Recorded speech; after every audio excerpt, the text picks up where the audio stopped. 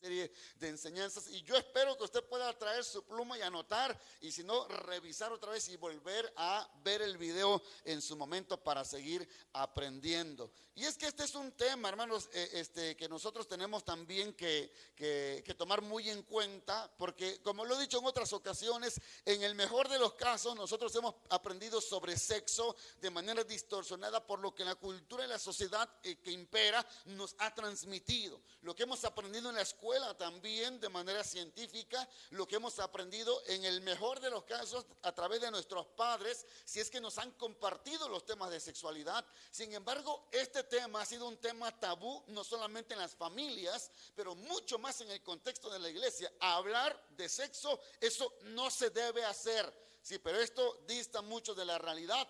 Porque aunque usted no quiera conocer ni saber sobre sexo desde la perspectiva de Dios, que es lo que vamos a estar abordando, sin embargo, vivimos en una cultura completamente sexualizada, y más que sexualizada, pornificada. Cuando lleguemos a ver este tema de la pornografía, vamos a entender que la palabra pornificada tiene que ver con ese utilitarismo que nosotros tenemos o que pensamos que la otra persona tiene. Es decir, vemos a la otra persona a la cual visualizamos sexualmente, la vemos únicamente como un objeto para poder obtener un placer personal. Si usamos a hombres, usamos a mujeres para tener un placer sexual únicamente. Eso lo llamamos una cultura pornificada, de solamente estar usando a la otra persona. Bien, entonces hoy, repito, voy a iniciar con este tema que tiene que ver con las bases antropológicas y teológicas de la sexualidad, y tenemos que iniciar nosotros por lo más básico, entendiendo que la sexualidad también es un tema que deberíamos nosotros saber, pero que también no está escondido en la Biblia. Dios no nos esconde a nosotros el tema de la sexualidad, por supuesto, en la Biblia. Y es que el tema del sexo, de la sexualidad, se aborda en la Biblia en numerosos pasajes bíblicos, desde el Antiguo Testamento hasta el Nuevo Testamento, obviamente partiendo desde el diseño de Dios que Él tuvo en el principio, en el libro de Génesis, e incluye también aquellos eventos desgarradores que mostraron la distorsión de la sexualidad a través también de la historia bíblica. Pero también vamos a ver algunos principios, obviamente, de una sexualidad sana, que tiene que ver, una sexualidad correcta, que tiene que ver más a la manera del diseño que Dios proveyó para los seres humanos. Incluso hay un libro completo en la Biblia, que se los he yo mostrado y hablado a ustedes, que se refiere a la sexualidad. Y me refiero al libro del Cantar de los Cantares, que nos habla sobre el sexo de una manera muy abierta, pero en un lenguaje poético, y que no está orientado, por supuesto, a la morbosidad ni a la pornificación, sino está orientado hacia el deseo y el diseño de Dios. En su momento este libro, el libro de Cantar de los Cantares, fue interpretado de manera alegórica, asumiendo que era únicamente una ilustración del amor de Cristo con su iglesia, cuando llegó al Nuevo Testamento, o cuando llegó, perdón, a los primeros cristianos. Pero para los judíos era un libro alegórico que hablaba del amor de Jehová, de su Dios con Israel, su pueblo. Sí, sin embargo, como yo lo he descrito, y espero que puedan ustedes entender estas palabras o esta frase que voy a decir, Cantar de los Cantares es un libro de poesía erótica desde la perspectiva de Dios. Y yo sé que más de uno va a llegar a su casa a leer Cantar de los Cantares esta noche, ¿verdad? Lo repito, Cantar de los Cantares es un libro de poesía erótica desde la perspectiva de Dios, sin pecado, sin morbosidad, sin un pensamiento pornificado, sino mirar lo que significa este libro, donde un hombre y una mujer en su amor más puro y pasional se expresan ese amor en Cantar de los Cantares. Así es que en su momento nosotros recomendamos a las parejas que lean Cantar de los Cantares desde esta perspectiva también, para que ustedes puedan ver lo que Dios desea respecto a la sexualidad en la pareja. Y tenemos también que iniciar nosotros revalidando la teología, por supuesto, de la sexualidad en la Biblia, para tener una mentalidad correcta y una vida también sexual correcta, pero otra vez acentuando desde la perspectiva de Dios. No podemos tener una sexualidad correcta, una vida sexual correcta, si no tenemos una mentalidad correcta. Y esa mentalidad correcta la obtenemos cuando vamos a la Biblia y entendemos que Dios tiene que decir algo y dice algo bueno sobre el sexo en la Biblia. Génesis capítulo 1 y 2, cuando habla de la creación, finalmente cuando crea el hombre y a la mujer, e implicado está obviamente la vida sexual del hombre y la mujer, cuando le dice que tienen que reproducirse, está implicada la unión sexual allí, y Dios dice que cuando Dios crea todo eso, Él dice, Él expresa, y todo eso era bueno en gran manera. ¿Vamos bien? Veo caras asustadas. ¿Estamos bien? ¿Sí? Estoy diciendo entonces que lo que Dios ha creado, y cuando Dios crea al hombre y le da el mandamiento de reproducirse, implicado está la unión sexual, la relación sexual, la sexualidad disfrutando en la pareja. Y Dios dice que eso es bueno en gran manera. Yo pensé que las parejas iban a decir amén, gloria a Dios. Cuando hablamos de la sexualidad, pues, en la Biblia y las bases teológicas, tenemos que remontarnos también nosotros al libro de los orígenes, que es el libro de Génesis.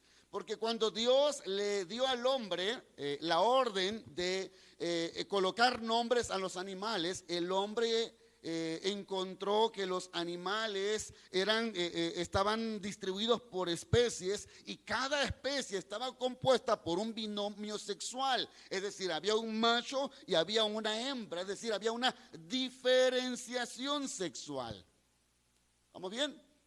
Entonces, en las primeras comunidades humanas, ustedes deben de saber que las leyes de los pueblos intentaron de alguna manera conducir la conducta sexual de los habitantes de diversas maneras. Y encontramos incluso nosotros culturas en el tiempo bíblico, y me refiero en el tiempo en el cual Israel estaba asentándose como nación y mientras estaba formando obviamente también como nación, y en el tiempo en que imperaba también la iglesia en su momento. Pero si nos remontamos al Antiguo Testamento, vamos a encontrar nosotros también que había culturas que asumían las conductas sexuales de maneras polarizadas. Algunas culturas asumían la sexualidad de una manera muy casta, muy reservada, muy estricta, incluso punitiva, lo cual significa que era penada si la conducta sexual que ellos consideraban no era la correcta. Pero también había otras culturas que por el contrario iban al otro extremo, al extremo de tener una conducta libertina, que en este caso estaba asociado directamente con la idolatría. Y para ello quiero introducirme desde aquí, para que vayan conmigo en Levítico capítulo 18, por favor, vayan conmigo. Vamos a leer mucho. Este es un libro que a casi nadie le gusta leer, porque parecería que es un libro que habla de muchas leyes ceremoniales y rituales. Y aunque eso es cierto, sin embargo encontramos principios y verdades de Dios aquí para la conducta también de su pueblo, en este caso el pueblo de Dios, que es la iglesia en el presente. Sí, y lo que miramos aquí, quiero que vayan conmigo por favor, en Levítico capítulo 18, estamos allí.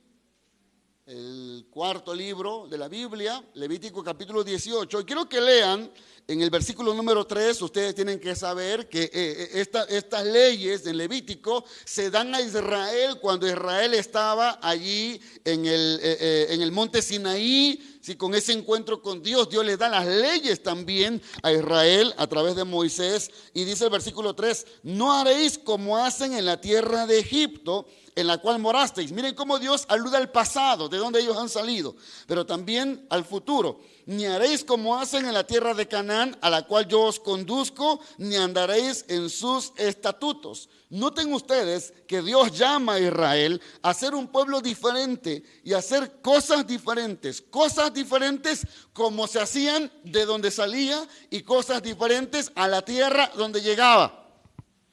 ¿Vamos entendiendo? Cuando Dios nos llama a nosotros a formar parte de su pueblo, nos llama a no ir con la corriente cultural ni con la corriente de la sociedad. El evangelio, como lo hemos dicho, y la vida cristiana es una corriente contracultural. Es decir, vivimos por principios y mandatos establecidos en la palabra de Dios en la Biblia.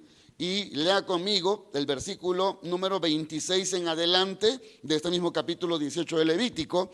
Dice así: guardad pues vosotros mis estatutos y mis ordenanzas y no hagáis ninguna de estas abominaciones. Y quiero que usted subraye la palabra abominación, porque esa es una palabra que vamos a referir más tarde. Ni al natural, ni el extranjero que mora entre vosotros, porque todas estas abominaciones hicieron los hombres de aquella tierra que fueron antes de vosotros, y la tierra fue contaminada. Estas abominaciones aparecen allí en un listado en el capítulo 18, y todas ellas, todas las que están allí en este listado o evocan el uso de la sexualidad de una manera distorsionada. Dios le dice: no cometerás adulterio, no vas a desear la mujer de tu prójimo. Dios le dice también: no te vas a tener relaciones con un hombre, tú que eres varón, como si fuera una mujer. No vas a tener sexo con animales, no vas a tener relaciones sexuales con una mujer que está en impureza a través de la menstruación. No vas a tener relaciones con una pariente cercana, con la esposa de tu padre, con tu sobrina, con la esposa de tu hermano. Y todas ellas, repito, la palabra que Dios dice aquí en el versículo 18 es que todas esas, escuchen bien, todas esas prácticas sexuales son abominaciones para Dios. ¿Vamos bien hasta acá? ¿Ok? Y yo te voy a explicar por qué. Versículo 28: no sea que la tierra os vomite por haberla contaminado, como vomitó la nación que la habitó antes de vosotros. Porque cualquiera que hiciera alguna de todas estas abominaciones, las personas que las hicieren serán cortadas de entre su pueblo. Guardad pues mi ordenanza, no haciendo las costumbres abominables que practicaron antes de vosotros, y no os contaminéis en ellas, yo Jehová vuestro Dios. Ahora, quiero que vaya conmigo al capítulo 20 de Levítico. Dice la palabra en el versículo 23: y no andéis en las prácticas de las naciones que yo echaré delante de vosotros, porque ellos hicieron todas estas cosas y los tuve en abominación. Ahora, cuando usted revisa estos capítulos 18, 19, 20 y 21, hay una relación directa entre las prácticas sexuales y las prácticas religiosas. Yo quiero que mantenga eso en mente, porque es lo que vamos a estar viendo el día de hoy cuando hablo de la teología de la sexualidad. Y dije yo, había culturas en los tiempos bíblicos que iban en un extremo de ser, de que todo era pecado en la cuestión sexual, de que era algo estricto o reservado o casto la práctica sexual. Pero por otro lado había mucho libertinaje también en cuanto a la práctica sexual. Pero todo ese libertinaje tenía que ver o estaba en función también de la idolatría o de la práctica religiosa que imperaba en aquellos pueblos. Pero así tenemos nosotros entonces, y llegamos que los hebreos tenían leyes, a diferencia de los pueblos bíblicos, tenían leyes singulares respecto a la sexualidad. Dios les determinó leyes singulares respecto al adulterio, respecto a la fornicación, respecto a la homosexualidad, respecto al incesto, mientras que las otras culturas las permitían. Dios decía: yo no los permito. Ok, vamos a ver ahorita una práctica, por ejemplo, religiosa, que a veces no entendemos nosotros porque ustedes tienen que saber que la Biblia no la recibimos en el año 2022, ni 2023, ni 2020. La Biblia la recibimos como un libro que fue estructurado a través de la historia, pero que el contenido de ese libro abarca muchos miles de años, pero también abarca mucha historia y muchas culturas. No fue en nuestro idioma escrito. Entonces tenemos que entrar a la Biblia para poder entender desde su contexto lo que significa en este caso cada uno de los mandatos que Dios estableció. Ok, entonces vamos a ver todos estos textos, pero quiero ir con ustedes a Éxodo 34. Vaya un libro antes de Levítico, vaya conmigo a Éxodo capítulo 34. Recuerde que estamos revisando las bases teológicas y antropológicas de la sexualidad. Éxodo capítulo 34, versículo número 15 dice: por tanto no harás alianza con los moradores de aquella tierra, porque fornicarán en pos de sus dioses y ofrecerán sacrificios a sus dioses, y te invitarán y comerán de sus sacrificios, o tomando de sus hijas para tus hijos, y fornicando sus hijas en pos de sus dioses, harán fornicar también a tus hijos en pos de los dioses de ellas. No te harás dioses de fundición. Y noten ustedes la relación otra vez que está estableciendo Dios y que el escritor sagrado nos está llevando hasta ese tiempo para entender que las prácticas sexuales tenían que ver también con prácticas religiosas. Eso quiero que lo tengan muy presente, por favor. Ok, no se les olvida. Entonces las prácticas inmorales que había, en este caso a la tierra que llegaban, que eran con los cananeos, reflejaban una cultura completamente decadente en su moralidad, decadente en cuanto a los principios morales y decadente en cuanto a la santidad que Dios requería del pueblo, y que esa cultura decadente era muy fácil que pudiera corromper a los que llegaban allí. Por ejemplo, generalmente yo he visto, ¿sí? Durante estos años que hemos estado aquí en esta ciudad, y he visto yo que muchas personas que vienen desde las zonas rurales a la ciudad, particularmente esta ciudad, que en su ciudad eran buenos cristianos, hijos de pastores, líderes, y llegan a esta ciudad y la ciudad se los come en un sentido figurado. Se los come y los atrapa no solamente por el ritmo de vida apresurado, pero los atrapa también con todas las oportunidades de pecar. Y entonces tenemos muchos pecados en las personas que venían de una vida donde servían a Dios, donde vivían para Dios, pero entonces se han corrompido. ¿Por qué? Porque la cultura sexual es una cultura que no solamente invita, arrastra, atrapa. Y es la cultura en la que estamos en este tiempo también nosotros, de corrupción. Estos actos detestables, por ejemplo, vayan conmigo a Levítico otra vez. Y quizás no voy a avanzar mucho hoy porque quiero explicar, me gustaría explicar versículo por versículo, pero no me va a dar el tiempo. Levítico capítulo número 20, versículos 10, Levítico 20, versículos 10 al 21.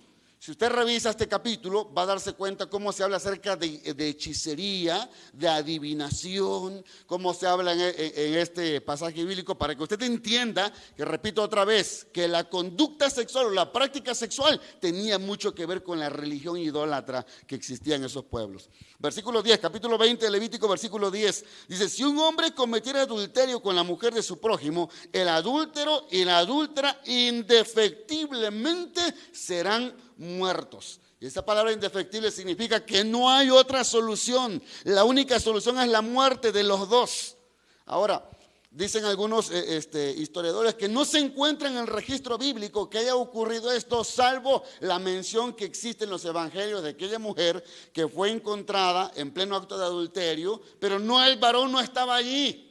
Sí, y cuando Jesús pregunta, bueno, ¿quién es testigo y quién no tiene culpa? Porque en este caso tengo que referirles a ustedes que debían ser muertos los dos que fueron encontrados en adulterio. Pero una pena de muerte generalmente conllevaba a que hubieran 2 o 3 testigos. El pueblo judío requería de 2 o 3 testigos para validar lo que había ocurrido. Por eso cuando encontramos en la oración o cuando encontramos cómo debe aplicarse la disciplina, siempre Pablo dice, hay que hacerlo delante de 2 o 3 testigos, porque era la práctica judía.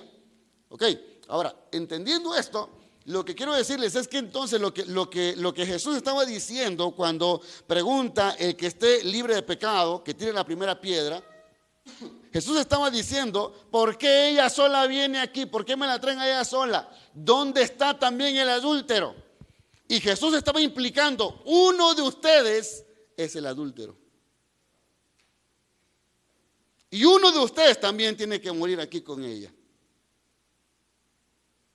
Jesús conocía lo que pasaba en el corazón de ellos. Ahora, más allá de este acto de Jesús, tenemos que recordar también que siempre, para nosotros como hijos de Dios, que estamos bajo la gracia de Dios, siempre la gracia nos pide más que la ley. Siempre la gracia, hermanos, va a requerir que nosotros demos más que aquellos que están bajo la ley. ¿A qué me refiero con esto? Me refiero a que cuando Jesús dijo, para los que viven bajo la ley, El adulterio es cuando tú estás en una relación sexual con la mujer de tu prójimo, eso es adulterio. Pero Jesús dijo, si tú miras a una mujer y la empiezas a desear en tu corazón, eso ya es adulterio. Como cristianos nosotros somos llamados, dice la palabra, a ser santos en toda nuestra manera de pensar y de ser y de hacer. Espero que me esté explicando. Sí. Adulterio no es que yo me vaya con una mujer y abandone a mi esposa. Adulterio no es que yo tenga relaciones sexuales con otra persona que no es mi esposa. Adulterio es que en mi corazón yo desee a otra mujer que no es mi esposa, y aunque no sea mujer de otro hombre. Adulterio es, y esto es lo que tienen que entender, vamos a entender cuando veamos nosotros el tema de la pornografía. ¿Sí? Adulterio es cuando yo fantaseo con otra persona. Adulterio es cuando en mi relación sexual con mi esposa yo estoy pensando en otra. ¿Verdad que no lo hayan visto de esta manera?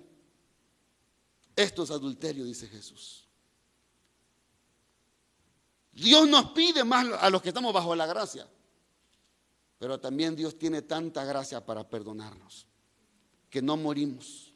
La gracia nos sostiene todavía. Amén.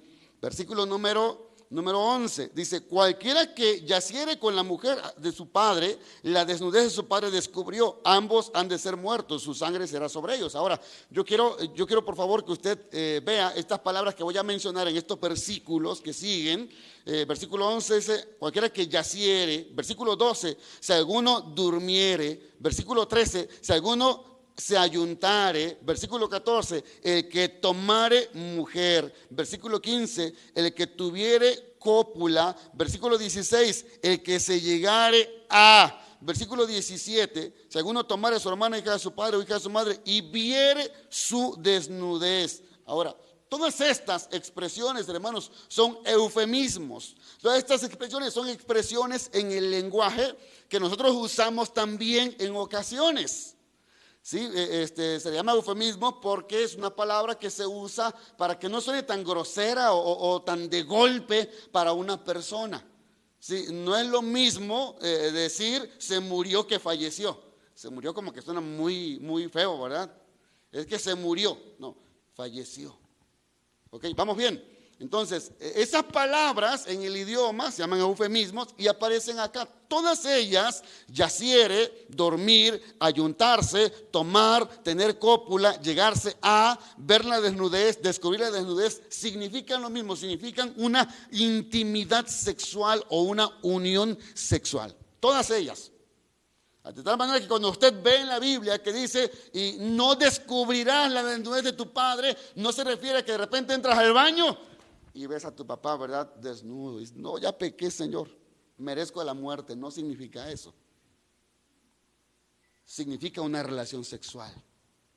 Cuando dice, si alguno durmiere con su nuera, sí, esta expresión dormir es como lo que dijo la esposa de Potifar a José. Y le dijo, José, ven y duerme conmigo.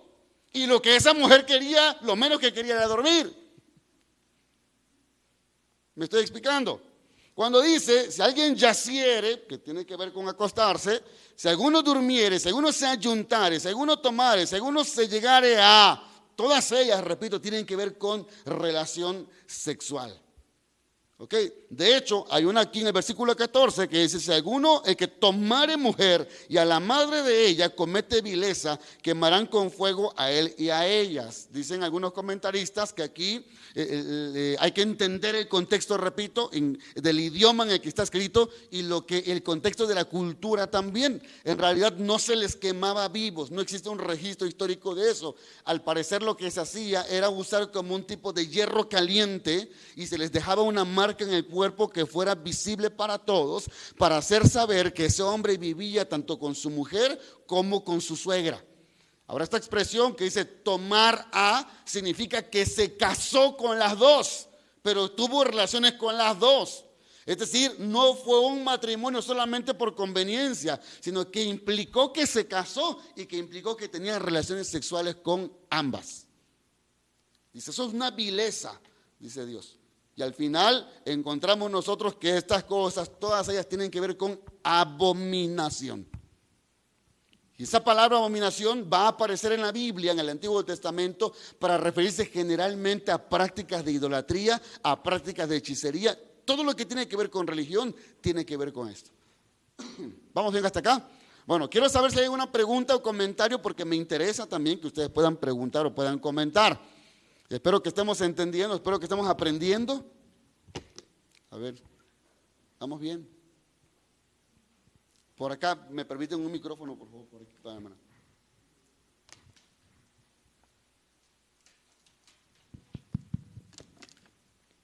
Disculpen.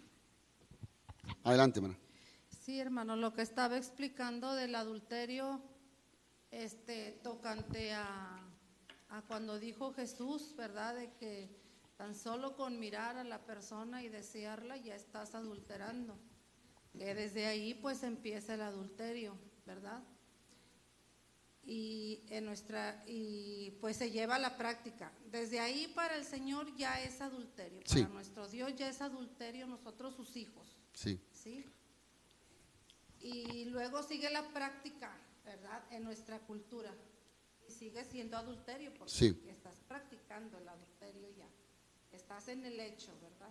Es lo único que quería decir. Ok, sí, ahora, cuando veamos el tema de la pornografía, voy a hablar un poquito acerca de una palabra que Pablo ocupa, que es la palabra concupiscencia. Y está muy arraigado al tema de la pornografía y de los deseos sexuales. Concupiscencia se describe, en el caso de Pablo, su descripción tiene que ver con una pasión carnal desenfrenada. ¿Sí? Con algo que no puedo controlar, es lo que significa concupiscencia. Lo vamos a ver en su momento, pero tiene que ver con eso, porque el pecado no es ver, el pecado es lo que hago con la que estoy viendo. ¿Me estoy explicando? ¿Sí? La tentación no es pecado, lo que es pecado es qué hago con la tentación. ¿Me está entendiendo? Cuando yo detengo la tentación en ese punto, ya lo hemos estado viendo nosotros, esos dardos que va a enviar Satanás, cuando yo lo detengo en ese punto, entonces yo detengo el pecado. La tentación va a seguir, va a estar ahí presente, pero ¿qué es lo que pasa en mis pensamientos? Sí, por ejemplo, cuando la Biblia describe el pecado de adulterio de David y el asesinato del esposo, de la mujer con la que adulteró, nosotros notamos que David dice, miró a una mujer, sí, pero no solamente la miró, estuvo allí y la codició en su corazón y preguntó por ella, ¿sí? ¿Quién era ella? Y la mandó a buscar. Si noten ustedes cómo la tentación sigue un proceso hasta llegar al pecado. Si en este caso la tentación era solamente el haber mirado, ¿sí? Pero bueno, hay otros conceptos ahí que deberíamos estudiar también, ¿verdad? Respecto a la tentación. Pero el pecado no es mirar, el pecado es ¿qué hago con lo que estoy mirando? ¿Qué pasa en mis pensamientos cuando yo estoy mirando? Tiene que ver con el deseo, tiene que ver con la concupiscencia. Bien, bueno, déjenme ir al versículo 21, perdón, ahí estamos en el Levítico 20, en el versículo 20. A ver, déjenme ver,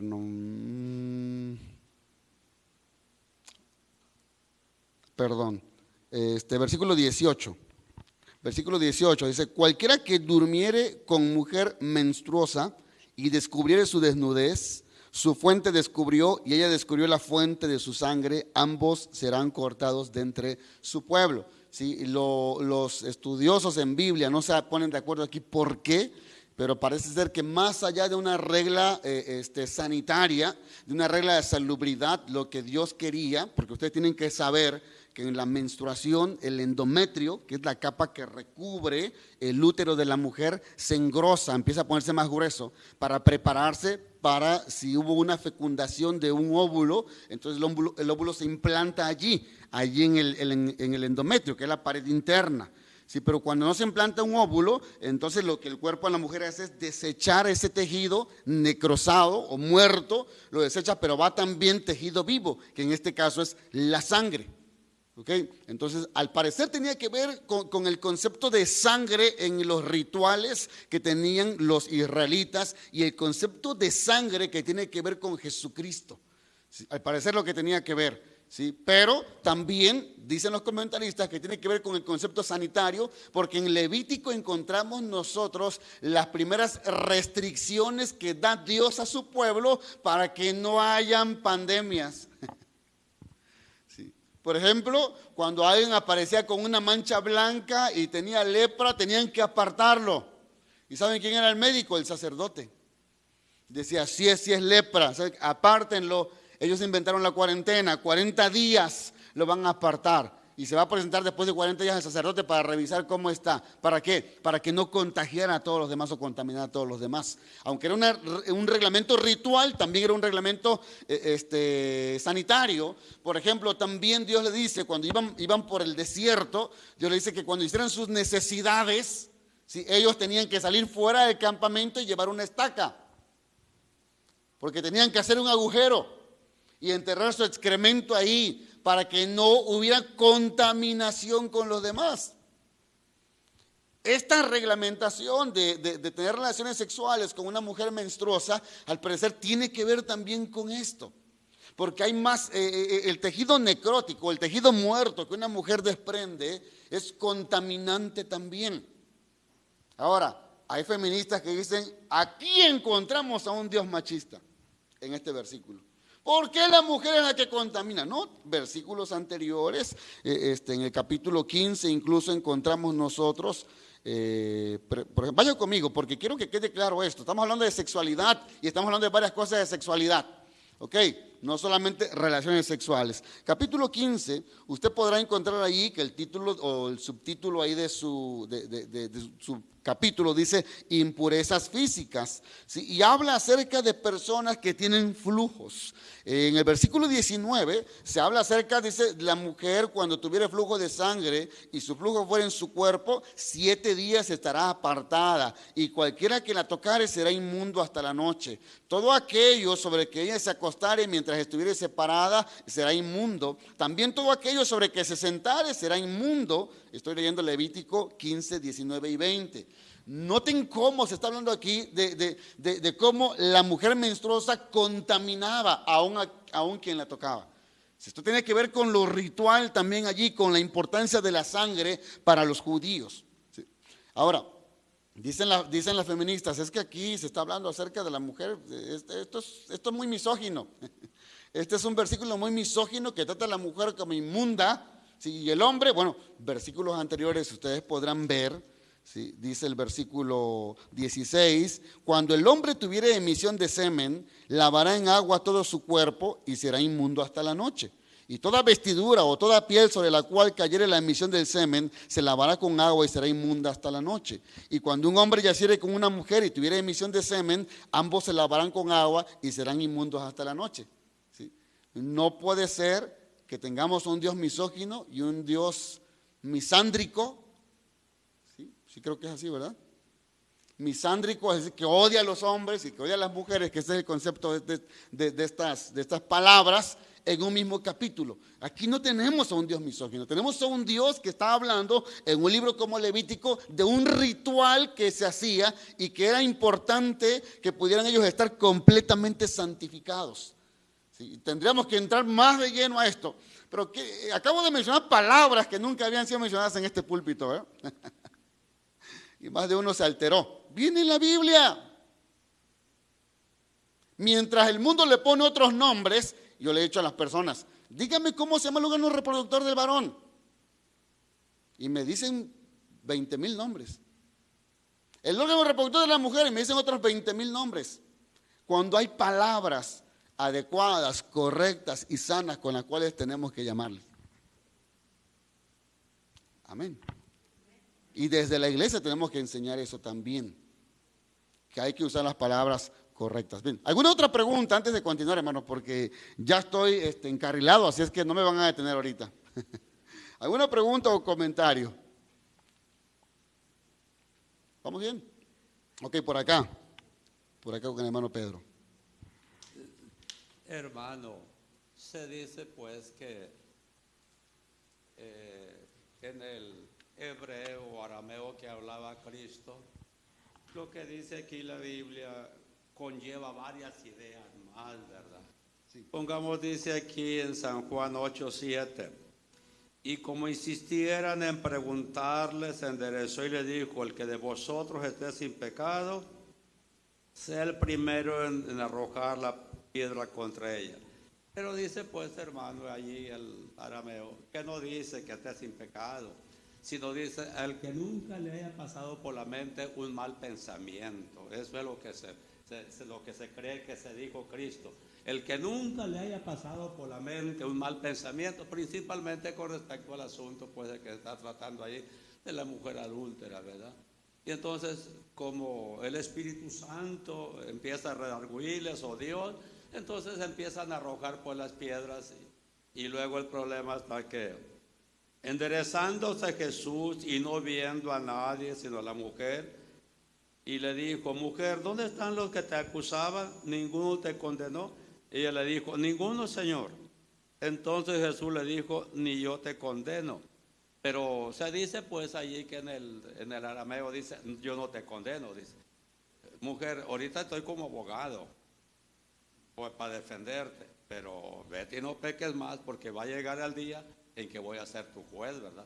Vas a comparecer delante de mí y entonces sí voy a ser inflexible, ¿verdad? Porque voy a ser juez. Ahorita estoy como abogado. Y entonces, hermano, pues va a llegar el día que si no aprovechamos la oportunidad, vete y no peques más. Si la gente, si el cristiano no aprovecha la oportunidad, entonces va a estar el día en que tengamos que comparecer delante, amén, tanto como los que acusaban como la mujer, ¿verdad? Entonces hay que aprovechar la gracia salvadora y la oportunidad que Cristo nos está brindando de componernos, de enmendarnos, de corregirnos y de ser obedientes a la palabra. Gracias, amén, hermano. Ok, bueno, estas prácticas que menciona en Levítico 20, 10 al 20, que estoy en este momento refiriendo, eran esas prácticas que continuamente se realizaban de parte de las naciones paganas allí en Canaán, donde su religión, como dije yo, estaba plagada de diosas sexuales, diosas de la fecundidad también, y que incluían la prostitución obviamente también en sus lugares sagrados, y otros pecados también muy muy graves. Lo que Dios estaba haciendo era construir, era formar una nación diferente, una nación santa, que fuera una influencia positiva en el mundo, y no quería que los israelitas adoptaran esas prácticas cananeas y se desviaran hacia el libertinaje. Por esa razón Dios preparó la ley, y esa ley preparó al pueblo para lo que tendrían que enfrentar en la tierra prometida, y Dios les estaba ordenando a través de esas leyes que evitaran todo lo que fuera un pecado sexual. Paralelamente encontramos nosotros en naciones bíblicas, o me refiero en el tiempo bíblico, naciones donde veneraban a la sexualidad. Por ejemplo, encontramos culturas como la egipcia, la babilonia, la cultura griega, donde hay adoración a la sexualidad a través de diosas y de dioses. Así es que lo que encontramos nosotros, hermanos, en la Biblia, tiene que ver con lo que Dios quería con su pueblo y lo que Dios esperaba hacia donde ellos se dirigían. Dios espera de nosotros también algo. Dios espera que no actuemos como la sociedad donde estamos está actuando respecto al estilo de vida. Y repito, el estilo de vida que tenemos en nuestros tiempos es un estilo de vida completamente corrompido, completamente distante a los principios de la palabra del Señor. Bien, ahora, más adelante en la historia, ya cuando entramos al Nuevo Testamento, nosotros nos encontramos con el surgimiento de la filosofía griega, y hay que entender que cuando el Evangelio llegó, cuando Cristo llegó incluso al mundo, llegó a una cultura que se llama una cultura helénica o griega, en una cultura en donde había un tipo de filosofía también, donde se proponían diferentes maneras de pensar y de conducir también la sexualidad. Tenemos, por ejemplo, dos extremos en cómo se veía la sexualidad en el tiempo del Nuevo Testamento. En un extremo estaban los hombres que se consideraban estoicos, y en otro extremo estaban los hombres que se consideraban epicúreos. Los estoicos eran esos hombres que reprimían, repito, en la cultura del Nuevo Testamento, la cultura griega, reprimían todo deseo carnal por ser parte de una materia corrupta. Es decir, todo lo que era materia era corrupto. Si todo lo que era materia era completamente malo. Por el contraste, los epicúreos lo que buscaban era el placer como un medio de llegar a la felicidad.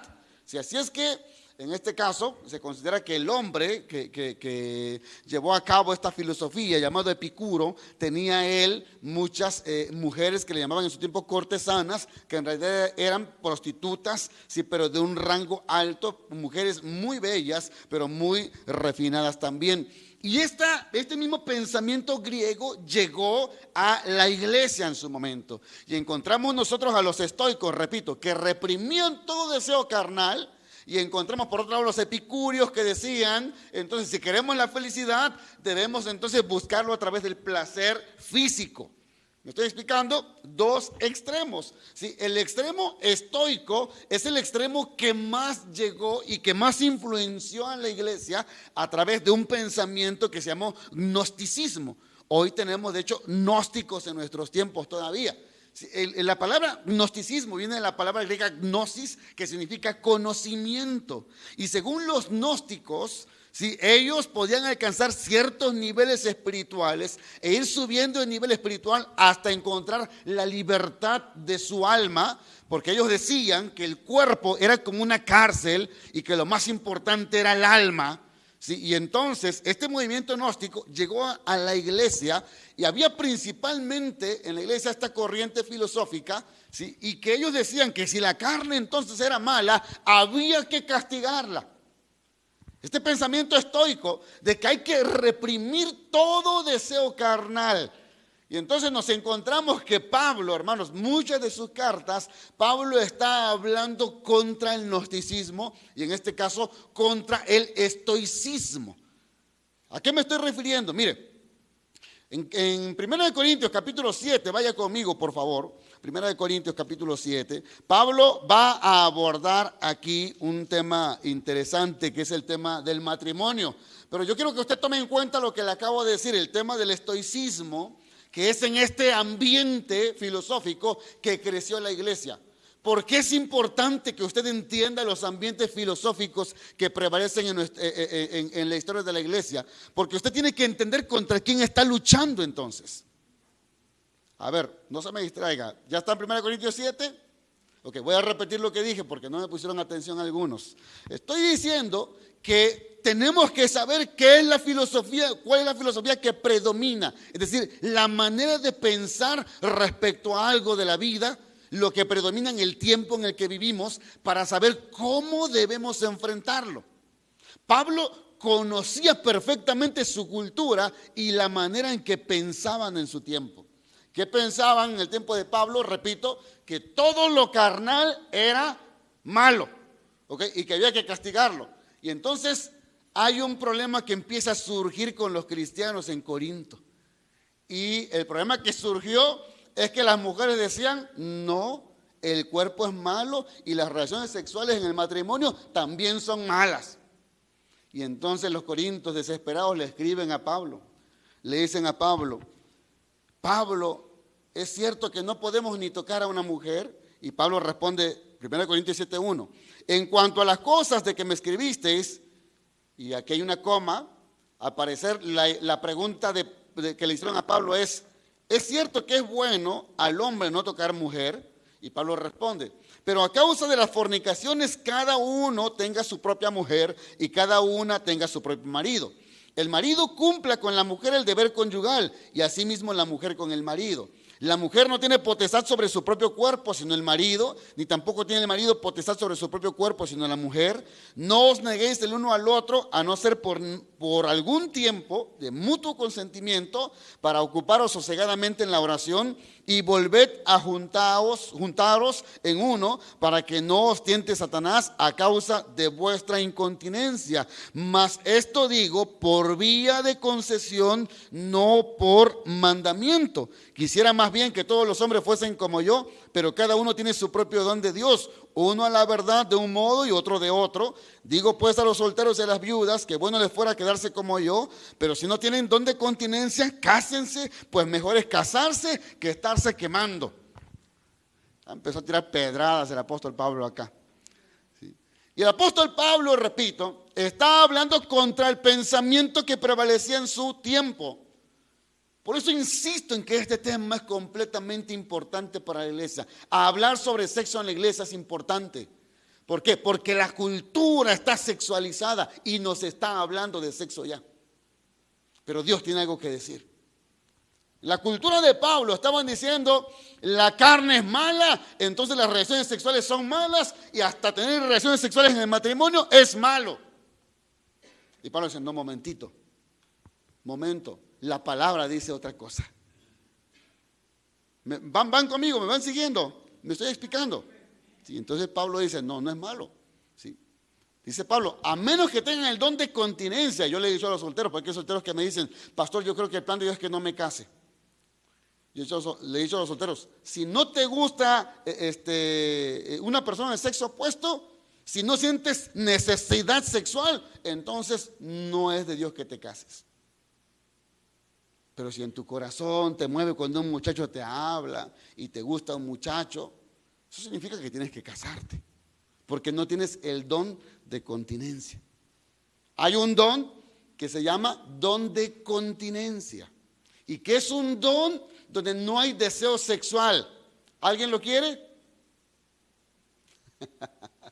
Todos quieren el don de profecía, ¿verdad?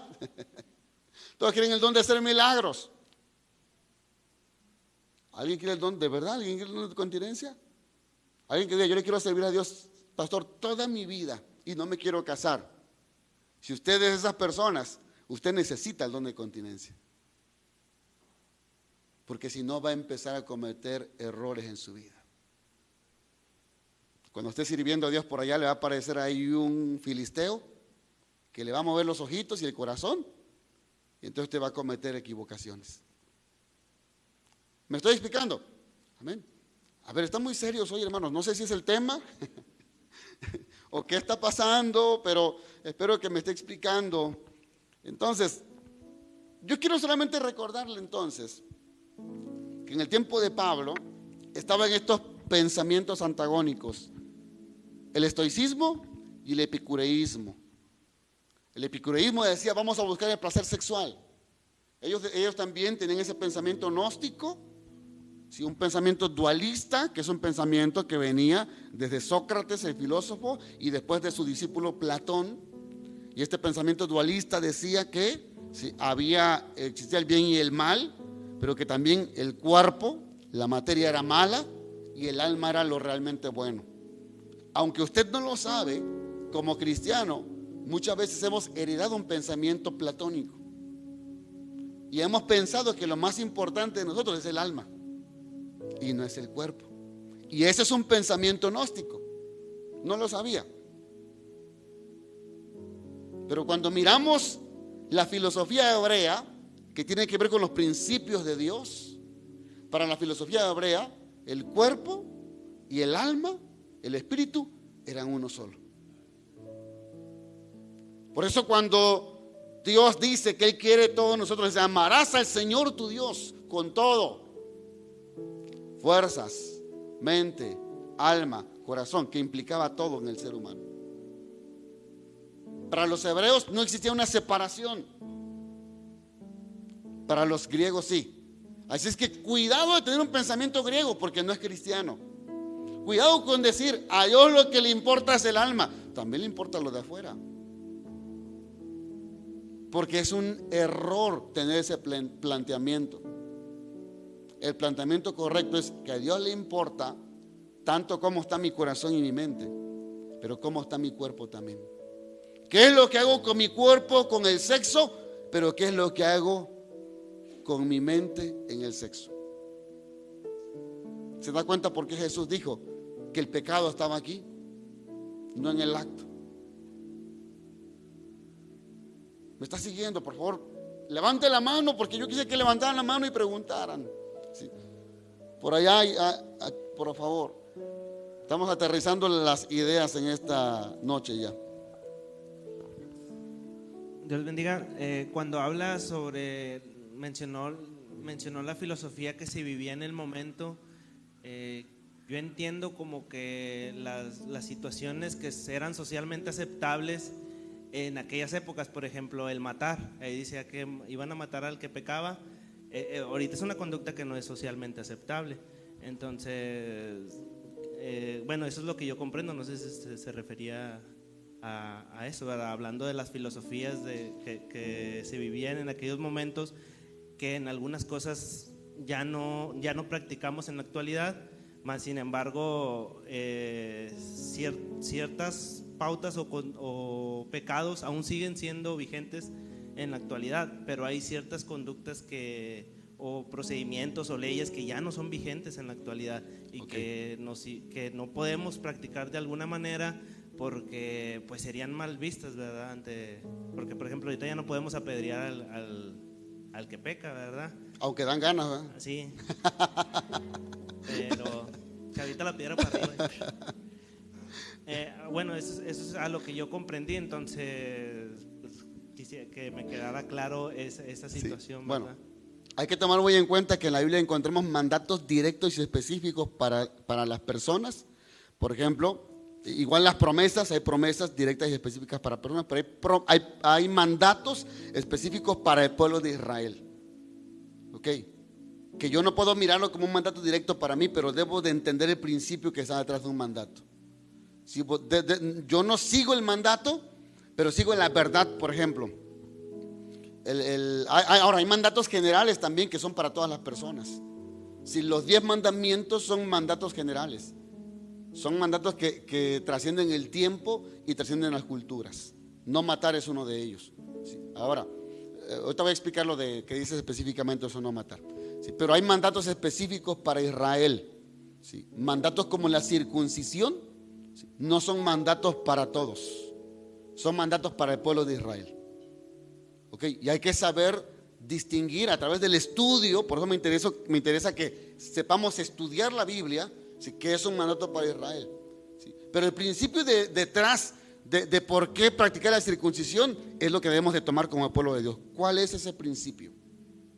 No es un principio sanitario, no es un principio ritualista, es un principio de ser diferentes, en este caso enfocado al varón, en una parte que tiene que ver con mi herencia, que tiene que ver con lo que trasciende, que tiene que ver con la fertilidad. Es decir, era un mandato específico. Y repito, yo no puedo tomar el mandato, pero tomo el principio. Dios me está diciendo que yo debo marcar la diferencia entre todos los varones que hay en este mundo. Yo tengo que ser diferente y que se tiene que ver que yo soy hijo de Dios. Por eso encontramos en los profetas que dicen: no se quiten el prepucio de su miembro, quítense el prepucio de su corazón, la dureza de su corazón. Ahora, cuando hablamos de matar como parte de una ley, ¿sí? Eran excepciones específicas. ¿Sí? Por ejemplo, Dios dijo a Israel: van a exterminar a todos los cananeos, los van a matar a todos, no van a dejar ninguno vivo. Y uno dice: qué cruel. Pero cuando vamos nosotros al Antiguo Testamento, encontramos que Dios le dice a Abraham: un día todo esto va a ser de tu descendencia, porque yo voy a despojar a pueblos para poder entregar esta tierra a tus generaciones. Porque aún, dice la Escritura, aún no ha llegado el colmo de su maldad. Esa expresión estaba diciendo que hay un tiempo para el juicio de Dios para todos, y que el tiempo del juicio de Dios para los cananeos llegó cuando Israel entró a la tierra prometida, y que el instrumento de juicio de Dios fue Israel para el juicio de esos cananeos. ¿Qué estoy diciendo? Que cuando Dios dice hay que exterminar, hay que matar, específicamente cuando se refiere a la nación de Israel, está hablando acerca de que ellos eran un instrumento para dar a conocer a Jehová, pero un instrumento también de juicio. Y no significa que no había misericordia. Mucho tiempo había misericordia. Hay que recordar a Nínive cuando Jonás le predicó, ¿sí? Dios dijo: van a morir si no se arrepienten. Se arrepintieron y no murieron, pero Nínive después fue destruida porque continuó en pecado. Es decir, el tiempo del juicio llegó, ¿sí? Vamos a tener otros temas sobre ética, donde vamos a abordar ese tema también, como de si yo soy soldado, si yo soy yo trabajo en la Guardia Nacional, si yo soy policía de seguridad bancaria y tengo que activar mi arma contra alguien. Vamos a hablar acerca de eso en su momento también, ¿sí? Espero que quede claro, o a lo mejor no entendí la pregunta, pero si era así la pregunta. Sí, era acerca de esa permisidad que existía en aquella y qué tanta permisidad existe en este tiempo acerca de eso. Y pues creo que se dio a explicar con eso que acaba de decir ahorita, por ejemplo, que si eres policía o eres soldado, creo que sí hay cierta permisidad en el sentido de que como defensa propia, o así, que Dios no lo vería como un pecado, como de no matarás como tal. Dice Romanos 13 que no en vano a quien Dios da la autoridad lleva la espada. Y eso está implicando que hay una permisividad de Dios de usar la espada cuando hay que actuar con juicio. ¿Ok? Por acá hay otra pregunta. Sí, pero estamos saliendo del tema, ¿no? Ok. Sí, por acá con la mano y después acá con Richard también. Adelante. Dios bendiga. Hermano, me entró esa duda y tengo esa incógnita todavía. ¿Influye hasta el tiempo de hoy, desde los tiempos antiguos hasta ahorita que estamos hablando, por lo que dijo? ¿La cultura tiene que ver mucho todavía hasta estos tiempos? Sí. Sí, lo que más influye es la cultura en la que estamos. Es lo que más influye. Pero por ejemplo, solo por ponerle un ejemplo, muchas veces nosotros no sabemos cómo nace el machismo. Sí. Hoy el machismo básicamente ha sido cambiado ahora por un feminismo. Sí. Pero el machismo no inició hace 10 años, ni 20 años, ni 30 años, inició hace más de 500 años el machismo. ¿Dónde inició? Cuando los primeros colonizadores llegaron a América. Sí, ustedes deben de saber, los historiadores dicen que hubo cientos de miles de mujeres abusadas sexualmente. Los que venían, cristianos, marineros cristianos, que venían desde España, desde Portugal, venían a conquistar las Américas, ¿sí? Ellos venían de no estar sexualmente con sus esposas por meses. Y cuando veían a las mujeres indígenas, las tomaban como esclavas sexuales para ellos. Hubo muchas muertes de niñas, de adolescentes, de jóvenes, de mujeres. Entonces, los hijos que nacieron de estas relaciones, hijos mestizos, la unión de un español que era autoritario, que obligaba, que imponía, que esclavizaba, con una mujer que los españoles veían como inferior, como un objeto. Entonces, cuando los hijos nacen, ellos entienden algo diferente y empieza a crearse una cultura. La cultura de la mujer solo sirve para, mientras que nosotros, por haber nacido hombres, tenemos entonces ciertos privilegios y ciertos derechos. Entonces se empieza a implantar la raíz del machismo en nuestra cultura latinoamericana a partir de la conquista de las Américas. Y eso empieza a crecer en nuestra mente. Y hay una dicotomía de pensamiento en el ser machista, porque mientras oprime a su esposa y a su hija, diviniza a su mamá. Todo machista diviniza a su mamá.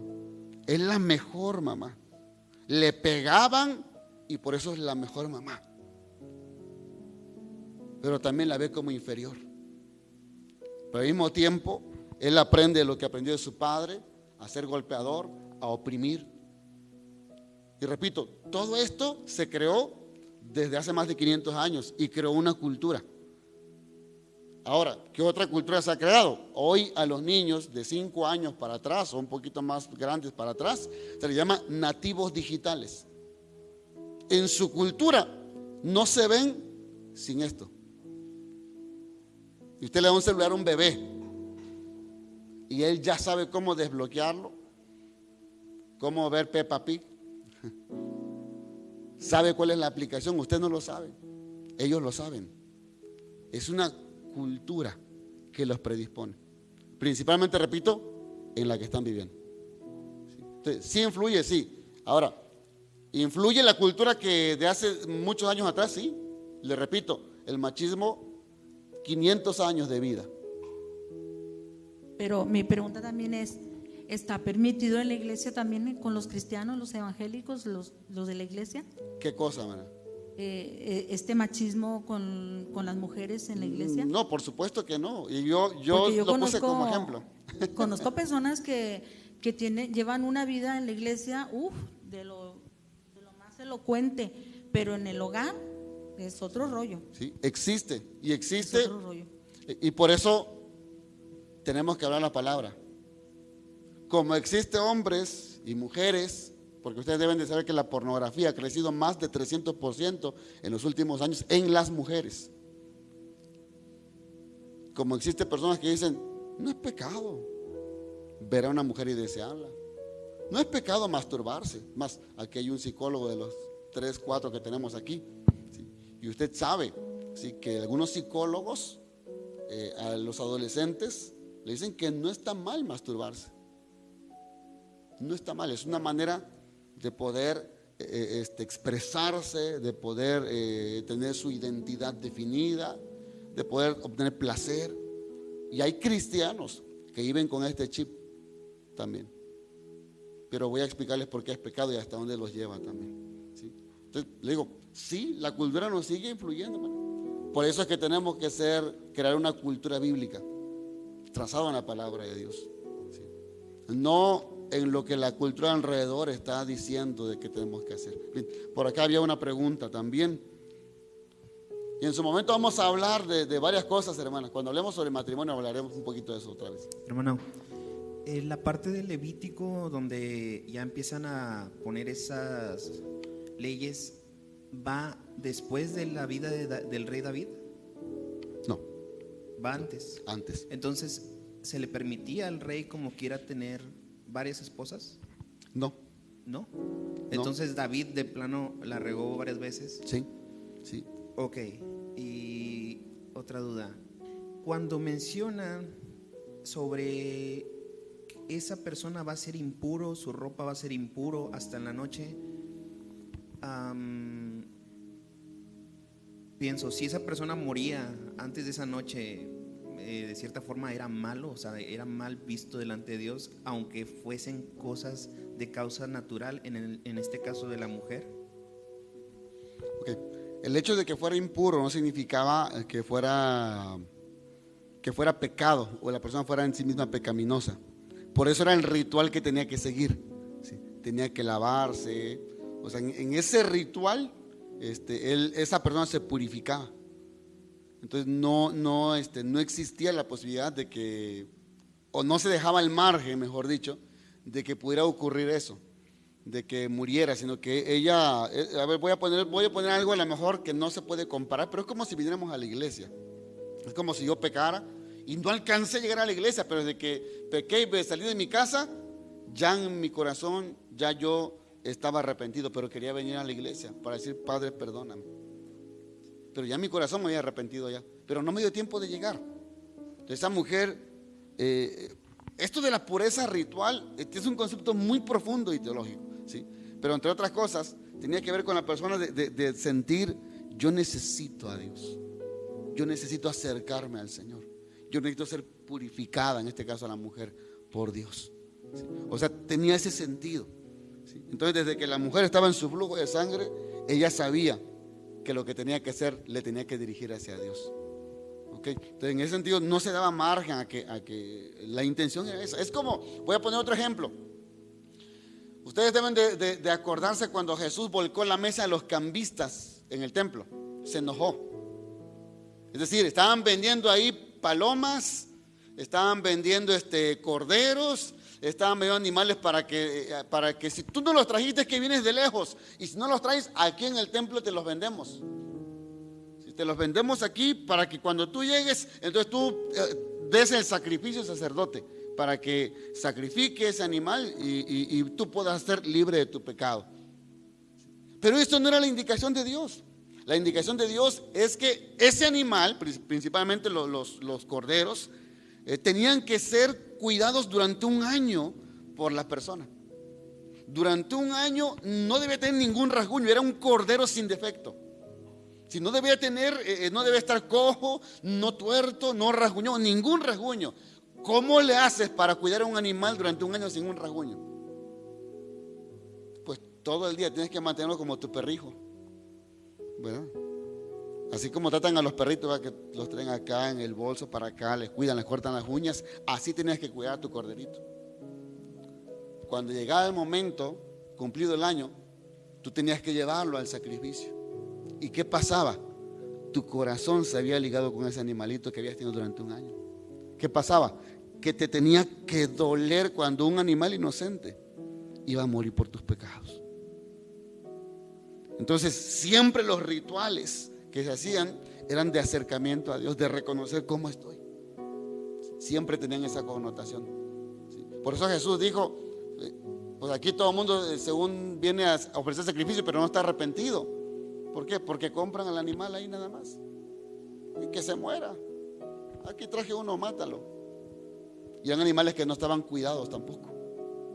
Espero que me esté explicando un poquito, respondiendo a tu pregunta, ¿no? ¿Y cuál fue la otra pregunta? Hubo una primera pregunta. Fue lo de si el Levítico era antes de... No. El rey David conocía estas leyes. Sí. Pero también cuando el pueblo pidió un rey, Dios le dijo a Samuel, dales el rey que quieren. Pero desde ahorita te digo que el rey que ellos te pidan va a tomar a sus más jóvenes para que salgan a la guerra. Va a tomar a sus mujeres más hermosas para que sean sus mujeres. Porque van a empezar a corromperse los reyes, haciendo lo que hacen otros reyes también. Así como quisieron tener un rey como las otras naciones, el rey que van a tener va a comportarse como el de otras naciones. Entonces no es que Dios lo permitiera, ¿sí? Es que otra vez Dios quería que entendieran, ¿sí? Quería que ellos pudieran en su mente y en su corazón poder entender, ¿sí? Que por más bueno que pidieran un rey, siempre tendría también un defecto. Siempre. No era el tiempo para pedir un rey. Y vino un juicio de parte de Dios. Básicamente era como parte de un juicio de Dios para ellos también. El tener un rey en una manera que Dios no lo quería. Sí. Y te repito, David sabía que estaba mal desde el principio. Su hijo Salomón tuvo 900 mujeres.